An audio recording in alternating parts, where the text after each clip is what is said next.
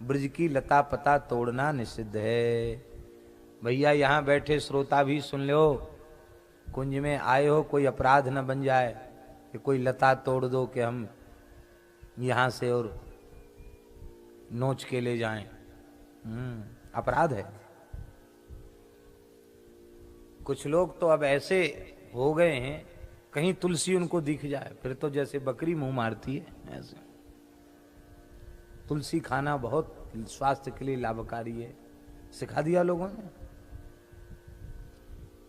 पर यह भी शास्त्र में लिखा है, अपने व्यवहार के लिए जो तुलसी पत्र उतारता है उसे नरक जाना होता है।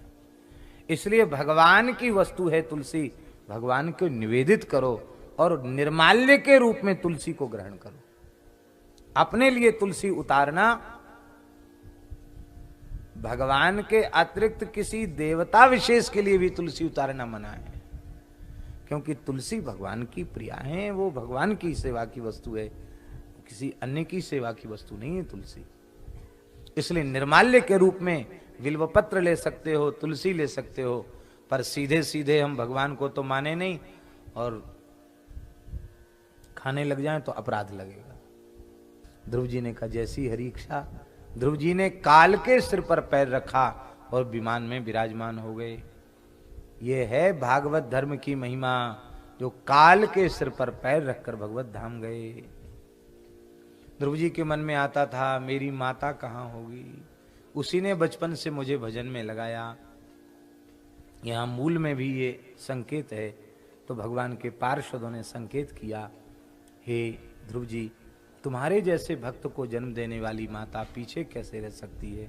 देखो माता जी का विमान आगे जा रहा है, आशीर्वाद दे रहे हैं माँ, बेटा तेरे भजन की महिमा से मैं भी भगवान के चरणों को प्राप्त कर रही हूं। इसलिए जननी जने तो भक्त जने, के दाता के सूर, नाही तो जननी बांझ रहे, काहे खोवे नूर। पुत्रवती युवती जग सोई, रघुपति भगत जासु सुत होई, न तरु बांझ भई बादी बियानी। राम विमुख सुत ते हित जानी। मलुकदास जी कहते हैं, मलुक सुमाता सुंदरी,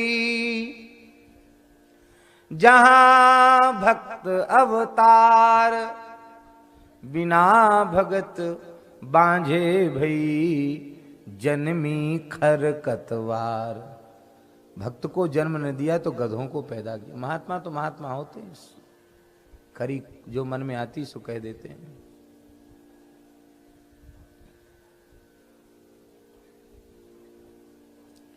मलूक सोई, सोई पूत सपूत है, मलुकदास जी का दोहा, ऐसे कई दोहे हैं। सोई पूत सपूत है, सोई पूत सपूत है, जो भगति करे चित लाय, जरा मरण ते छुटी परे, हरिपद पहुँचे जाए। वही सपूत है। आप लोग कहेंगे ये कैसे होगा, आप सुनीति बन जाइए तो आपका पुत्र ध्रुव हो जाएगा। आप ऋषभदेव बन जाइए, आपका पुत्र भरत हो जाएगा। आप मदालसा बन जाइए, आपका पुत्र अलर्क हो जाएगा। इसलिए राजा पृथु सो जो मिले, श्री भगवत सिंह जी महाराज ने कहा राजा मिले तो पृथु जी के जैसा मिले। तात ऋषभ सो होए मात मंदालस जानो, पिता ऋषभदेव जी के जैसा हो, माता मदालसा के जैसी हो। और भ्राता विदुर दयाल, भैया हो तो विदुर जी के जैसा हो। मित्र प्रहलाद ही जान, मित्र हो तो प्रहलाद जी के जैसा हो।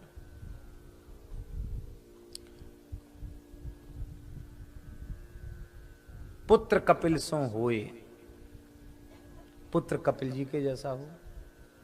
और योषिता द्रुपद दुलारी, पत्नी हो तो द्रौपदी की जैसी हो। जिसने पांडवों से कहा श्री कृष्ण कहूं गए हैं, श्री कृष्ण कहीं गए हैं क्या। और गुरु नारद सो मिले अकिंचन पर उपकारी, गुरु मिले तो नारद जी के जैसा मिले, अकिंचन और परोपकारी। भरता नृप अम्बरीश सो, पति मिले तो अम्बरीश जी के साथ, छोटी रानी को भजन में लगा दिया।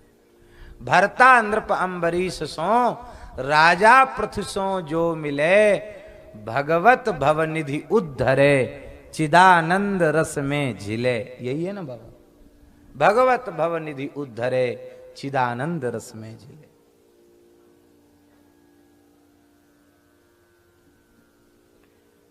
श्री भगवत ऋषिक जी महाराज की। हमारे महाराज जी कहते थे पूरा आदर्श परिवार भगवत ऋषिक जी ने बताया है इसमें, पर बोले छंद पूरा हो गया इसलिए एक छूट गया। क्या छूट गया। वो कहते थे बेटा तो बता दिया, पत्नी बता दिया, भाई बता दिया, पति बता दिया, मित्र बता दिया, बेटी छूट गई। तो महाराज जी कह करके व्याकुल हो जाते थे, कहते थे कि बेटी होए तो करमे तिवाई की जैसी, बेटा हो तो कपिल के जैसा और बेटी हो तो कैसी, करमेती बाई के जैसी। परशुराम पंडित जी ने इसी वृंदावन में करमेती बाई को प्रणाम किया। बेटी तुमने कुल तो तार दिया, लेकिन हमारी नाक कट गई। सयानी बेटी गौने के समय घर छोड़ के भाग आई। बोले पिताजी क्या कह रहे हो। कही तुम कटी नाक, कटे यदि हो ये जो पे। कही तुम कटी नाक, कटे यदि हो ये जो पे। नाक एक भक्ति, नाक लोक में ना पाइए। भक्ति तो नाक, नाक का बड़ा महत्वपूर्ण स्थान है शरीर में। ये न रहे तो नकटा, सारी शोभा बिगड़ गई। नाक से ही शोभा है, नाक रहे तो सब सेवा खत्म। ऐसी बिना भक्ति के जीव नकटा है। सच्ची नाक भक्ति है, स्वर्ग के देवताओं को भी दुर्लभ है। बरस 50 लगे विषय ही में बास कियो। भय ना उदास तहूं चवे को चवाइए। पिताजी के पर्दा खुल गया और वे भजन में लग गए। बोले अब हमको यहीं रख लो भजन में, यहीं करूंगा भजन। बोले तुम्हारा वैराग्य इस कोटि का नहीं कि वृंदावन में रह के भजन कर सको, तो कोई आधार दो। तो एक बार करमेती विरह में बहुत व्याकुल थी, यमुना जी में अपने शरीर का विसर्जन करना चाहती थी। उस समय स्वयं यमुना जी ने प्रकट होकर श्याम सुंदर का एक विग्रह प्रदान किया, बिहारी जी का।